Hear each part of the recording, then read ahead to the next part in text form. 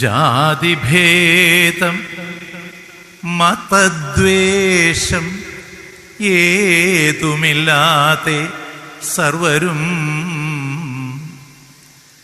ജാതിഭേദം മതദ്വേഷം ഏതുമില്ലാതെ സർവരും സോദരത്വേന വാഴുന്ന മാതൃകാ സ്ഥാനമാണിത്.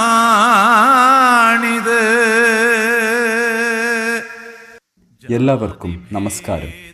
ഇന്ന് രണ്ട് ലോകഗുരുക്കന്മാരുടെ ജന്മദിനം നമ്മൾ ഒരുമിച്ച് ആഘോഷിക്കുകയാണ്. മഹാത്മാഗാന്ധിയുടെയും സെൻറ്റ് ഫ്രാൻസിസിൻ്റെയും. സ്നേഹം കൊണ്ടും ത്യാഗം കൊണ്ടും ജനമനസ്സുകൾ കീഴടക്കിയ ഈ രണ്ട് മഹാന്മാരും മുന്നോട്ട് വെച്ചത് സമസ്ത ലോകത്തിൻ്റെ ക്ഷേമം എന്ന മഹത്തായ ആദർശമാണ്.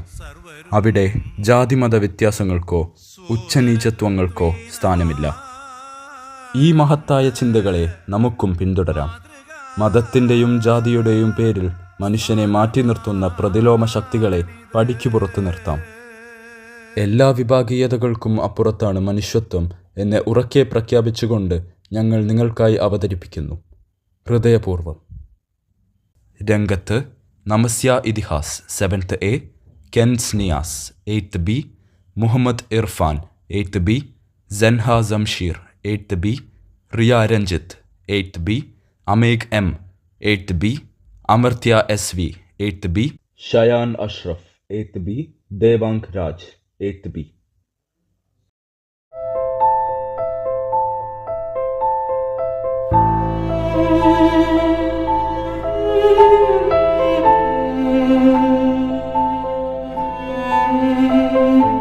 ലോകം മുഴുവനുള്ള മലയാളികളുടെ നെഞ്ചിലെ 72 ദിവസം നീണ്ടുനിന്ന ടിവിയും തുറന്നു വെച്ചിട്ട് ഇദ്ദേഹം ഇത് എവിടെ പോയോ ആവോ? ആര് വിളിച്ചാലും പറഞ്ഞാലും ഒന്നും അറിയണ്ട. നീ വിളിച്ചായിരുന്നോ? ഞാൻ കേട്ടില്ലല്ലോ. എങ്ങനെ കേൾക്കാനാ? ഏതു നേരവും വാർത്തയുടെ മുന്നിലല്ലേ. സമൂഹത്തിൽ നടക്കുന്ന കാര്യങ്ങളിലും ഒരു ശ്രദ്ധ വേണം. അല്ലാണ്ട് നിന്നെപ്പോലെ ചട്ടുകവും പിടിച്ച് 24 മണിക്കൂർ അടുക്കളയിൽ ഇരിക്കലല്ല. ആ ശരി ശരി, ആ തേങ്ങ ചിരകി എടുത്തേ, കുറച്ച് പായസം വെക്കാനാ. ഇന്നെന്താടി വിശേഷം? ഓ അതും മറന്നോ? ആ കിട്ടിപ്പോയി. നിന്റെ പിറന്നാളല്ലേ? പിറന്നാളല്ല മനുഷ്യ, പിറന്നാളൊക്കെ കൃത്യമായി SMS ചെയ്യാൻ ബാങ്കുകാരുണ്ടല്ലോ. അന്നൊരു അക്കൗണ്ട് എടുക്കാൻ തോന്നിയത് എൻ്റെ ഭാഗ്യം. ഓ അപ്പം നമ്മുടെ വിവാഹ വാർഷികമാണല്ലേ? ആ, നമ്മുടെ വിവാഹം കഴിഞ്ഞിട്ട് 25 വർഷമായിരിക്കുന്നു. ഈ 25 വർഷത്തിനിടയ്ക്ക് നിങ്ങൾ എന്നെ എവിടെയെങ്കിലും കൊണ്ടുപോയിട്ടുണ്ടോ? പോവണമെന്നെല്ലാം ഉണ്ട്, പക്ഷെ നിന്നെ ഇങ്ങോട്ട് തന്നെ തിരിച്ചു കൊണ്ടുവരണ്ടേ? അതോർക്കുമ്പോഴാ ഒരു വിഷമം. മോനെവിടെ? അവൻ രാവിലെ തന്നെ അമ്പലത്തിൽ പോയിരിക്കുക. ഇന്ന് നമ്മുടെ വെഡിങ് ആനിവേഴ്സറി അല്ലേ, നിങ്ങൾക്കത് ഓർമ്മ തന്നെ ഇല്ല. നീ ഒന്ന് വിളിച്ചു നോക്ക്.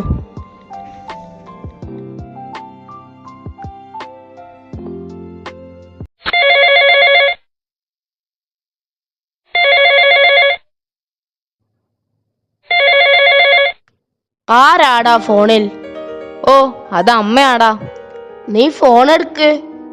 അതിന്റെ ആവശ്യമൊന്നുമില്ല, എവിടെ എത്തിയെന്നറിയാനാവും. എന്നാലും നിനക്ക് ഫോൺ എടുക്കാമായിരുന്നു. നിനക്കറിയില്ലടാ, അമ്മയില്ലാത്ത എന്റെ വീട്ടിലേക്ക് പോവാൻ തന്നെ എനിക്കിപ്പോൾ താല്പര്യമില്ല. അമ്മ എവിടെ പോയി? അമ്മ ഇപ്പോൾ ചേച്ചിയുടെ വീട്ടിലാ. അതെന്താ?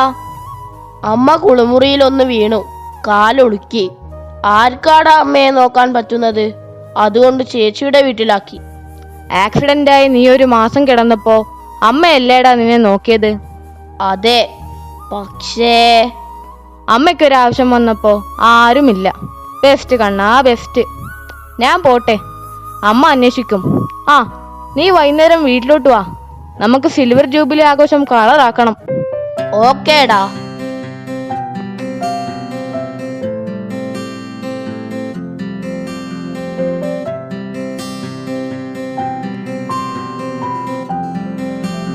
ഇനിയും അവൻ എത്തിയില്ലല്ലോ. ബൈക്കും എടുത്ത് റോട്ടിലോട്ട് ഇറങ്ങിയാൽ പിന്നെ അവന് കണ്ണ് കാണില്ല. ആ നീ തന്നെയല്ലേ അവന് ബൈക്ക് വാങ്ങിക്കൊടുക്കാൻ പറഞ്ഞത്? മക്കളെ സ്നേഹിക്കുന്നൊക്കെ കൊള്ളാം, പക്ഷെ അവർ പറയുന്നതെല്ലാം വാങ്ങിക്കൊടുത്തുകൊണ്ടാകരുത് ആ സ്നേഹം.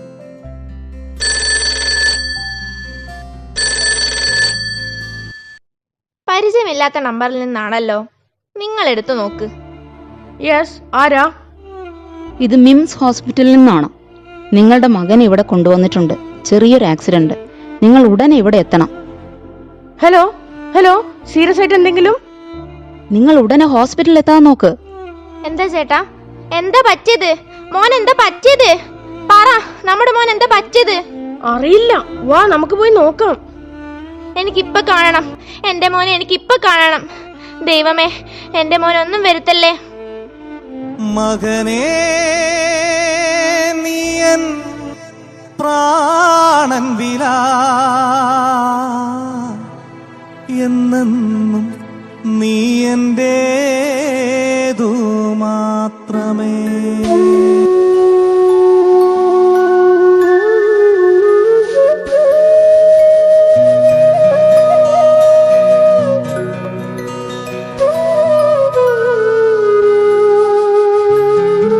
ഡോക്ടർ, ഇവിടെ നിന്നൊരു കോൾ.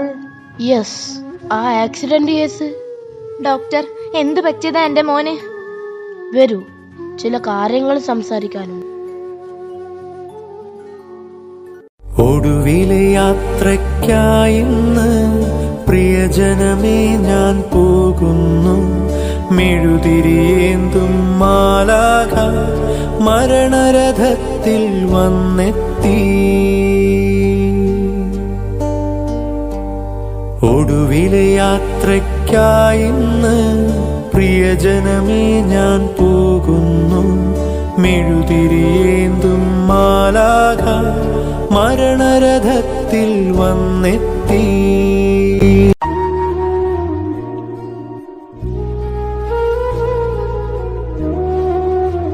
3 മാസമായില്ലേ?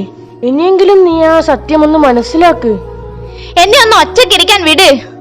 എത്ര കാലമായി നീ ഒറ്റക്കിരിക്കുന്നു? ഒറ്റക്കിരുന്നാൽ എനിക്ക് ഭ്രാന്തായി പോകും. പിടിക്കട്ടെ, എനിക്ക് ഭ്രാന്ത് പിടിക്കട്ടെ. ഭ്രാന്ത് പിടിച്ച് ഒടുവിൽ ഞാൻ ഇല്ലാതാവട്ടെ. അങ്ങനെയെങ്കിലും ദൈവം സന്തോഷിക്കട്ടെ. വിധിയെ തടുക്കാൻ ആർക്കും കഴിയില്ല. അത് നീ അംഗീകരിച്ചേ പറ്റൂ. എനിക്ക് കേൾക്കണ്ട, ഒന്നും എനിക്ക് കേൾക്കണ്ട. എനിക്ക് ഒറ്റക്കിരിക്കണം. എന്നെ വെറുതെ വിട് പ്ലീസ്. ഞാൻ ഒറ്റക്കിരിക്കട്ടെ. പോ, ഒന്ന് പോവാനല്ലേ പറഞ്ഞത്? ഞാൻ പറയുന്നത് ഒന്ന് കേൾക്ക്. നമുക്കൊരു സ്ഥലം വരെ പോവണം. എനിക്ക് എവിടെയും പോവണ്ട. നീ ഒന്ന് കേൾക്ക്. വിദൂരേ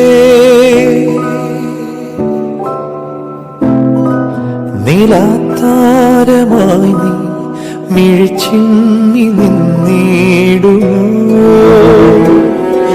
വരാം ഞാൻ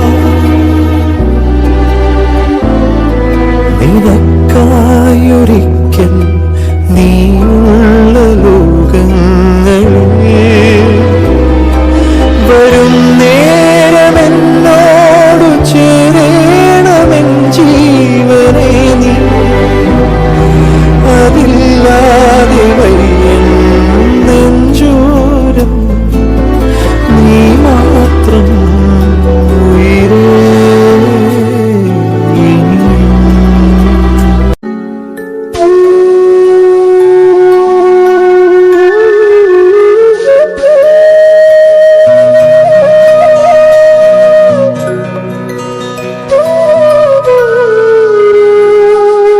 ആരാ?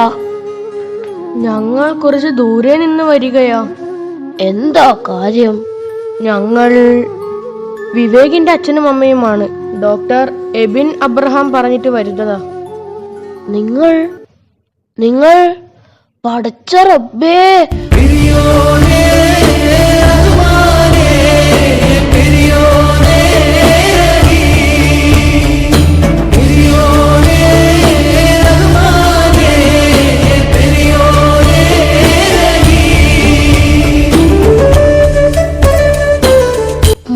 മോനിക്ക് ആരാ എന്നു മനസ്സിലായോ? ഫാത്തിമ, ഇതാരാ എന്നറിയോ? പഠിച്ചോനെ, ഞാൻ നിങ്ങളോട് എന്താ പറയാ? ഇവരിന്ന് ജീവിച്ചിരിക്കാൻ കാരണക്കാർ നിങ്ങളാ. ഞാനൊന്ന് തൊട്ടോട്ടെ? മോനെ ഒന്ന് കെട്ടിപ്പിടിച്ചോട്ടെ? അതിനെന്താ മോളെ? നീ കാണുമോ തേങ്ങുമെന്നുൾക്കടൽ? സഖി നീ അറിയുമോ വിങ്ങുമീ ഗദ്ഗതം വെറുതെ എന്നാലും ഓർമ്മ വന്നിൻ മിഴി നനഞ്ഞു. ബോഡി എടുക്കട്ടെ? ഇനി ആരെങ്കിലും വരാനുണ്ടോ? ഇല്ല. അപ്പോ ആരാ ചിതയ്ക്ക്? വേറെ ആരാ? ആകെ ഉണ്ടായിരുന്ന മോൻ പോയില്ലേ. ഞാൻ വരാം, എല്ലാം തയ്യാറാക്കി വെച്ചോളൂ. മനസ്സിൽ നീ എപ്പോഴും മന്ത്രാനുഭൂതിയാം മഞ്ഞിന്റെ വൽക്കലം പുതച്ചിരുന്നു. തുടിയായി ഞാൻ ഉണരുമ്പോൾ ഇടനെഞ്ചിൽ നീ എന്നും ഒരു രുദ്രതാളമായി ചേർന്നിരുന്നു. താണ്ഡവമാടും മനസ്സിലെ ഇരുളിൽ ഓർമ്മകൾ എഴുതും. അച്ഛാ. ആ മോനെ, എപ്പോ എത്തി? വരമാറിന് ഉടനെ പുറപ്പെട്ടു. അമ്മയെ കണ്ടോ? നിന്നെ കാണണമെന്ന് അവൾ ആഗ്രഹിച്ചിരുന്നു. നടന്നില്ല, ഒന്നും നടന്നില്ല. അമ്മയെ കണ്ടു. ചേട്ടാ, എല്ലാം റെഡിയായി. അച്ഛാ, ഞാൻ വിളിച്ചതും നിങ്ങൾ വിളി കേട്ടതും സത്യമാണെങ്കിൽ ആ ചിതയ്ക്ക് ഞാൻ തീ കൊളുത്താം. മനസ്സിൽ നീ എപ്പോഴും മന്ത്രാനുഭൂതിയാം മഞ്ഞിന്റെ വൽക്കലം പുതച്ചിരുന്നു. കണ്ണൂർ ശ്രീകണ്ഠാപുരത്ത് അവിടെ ക്യാൻസർ ബാധയെ തുടർന്ന് മരിച്ച സജനയുടെ ചിതയ്ക്ക് തീ കൊളുത്തിയത് മകന്റെ ഹൃദയം സ്വീകരിച്ചയാളാണ്. 6 മാസം മുൻപ് ബൈക്ക് അപകടത്തിൽ മരിച്ച സജനയുടെ മകൻ വിഷ്ണുവിന്റെ ഹൃദയം സ്വീകരിച്ച പത്തനംതിട്ട സ്വദേശി അശോകാണ് സജനയ്ക്ക് അന്ത്യകർമ്മങ്ങൾ ചെയ്തത്. ഒരു ശരീരത്തിൽ 2 മക്കൾ ചേർന്ന അമ്മയ്ക്ക് ചിത കൊളുത്തിയ ആ കഥ കാണും. 6 മാസം മുൻപ് കോഴിക്കോട് വെച്ചുണ്ടായ വാഹനാപകടത്തിൽ മരിച്ച വിഷ്ണുവിന്റെ ഹൃദയം മറ്റൊരു ശരീരത്തിൽ മിടിച്ചുകൊണ്ട് അമ്മയ്ക്ക് ചിത കൊളുത്തി പത്തനംതിട്ട കോഴഞ്ചേരി സ്വദേശി അശോകിലൂടെ. ഇതിനു മുൻപ് ഇങ്ങനെയൊന്നും ഉണ്ടായിട്ടുണ്ടോ എന്നറിയില്ല.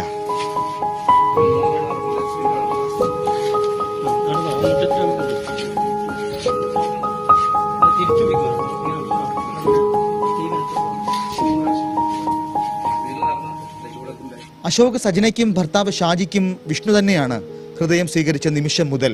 അപ്പോൾ പിന്നെ മകൻ തന്നെയല്ലേ അമ്മയ്ക്ക് കർമ്മം ചെയ്യേണ്ടതെന്ന് ഭാര്യയും മകനും പോയ വിങ്ങലിൽ ഷാജി ചോദിക്കും. കാണുമ്പോൾ എൻ്റെ മോൻ തന്നെയല്ലേ, വിഷ്ണു തന്നെ വിളിക്കല്. അശോക് എന്ന് വിളിക്കലില്ല, വിഷ്ണുവാണ്. കർമ്മമാണ് ഓരോ മനുഷ്യബന്ധങ്ങളെയും അടയാളപ്പെടുത്തുന്നത്. വർഗീയത എത്ര തന്നെ കൊടുകുത്തി വാണാലും മനുഷ്യത്വം എന്നത് വറ്റാത്ത ഉറവയായി എവിടെയെങ്കിലും അവശേഷിക്കുമെന്നതിനുള്ള ഒരു ഉത്തമ ഉദാഹരണമാണ് നാം ഇന്നിവിടെ കണ്ടത്. നമുക്കും പങ്കാളികളാവാം അവയവദാനമെന്ന മഹത്തായ കണ്ണിയിലേക്ക്. ഏവർക്കും ഒരിക്കൽ കൂടി സെന്റ് ഫ്രാൻസിസ് ഗാന്ധി ജയന്തി ആശംസകൾ നേർന്നുകൊണ്ട് ഞങ്ങൾ വിടവാങ്ങട്ടെ. നന്ദി. കുറുമ്പനെന്ന് നെഞ്ചത്ത് വെറ്റില ചെല്ലവുമായി